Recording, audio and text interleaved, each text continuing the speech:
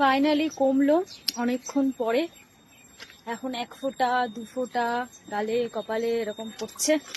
তো ভাবলাম না আর বসে থেকে লাভ নেই, মোছো তা কাপড় দিয়ে।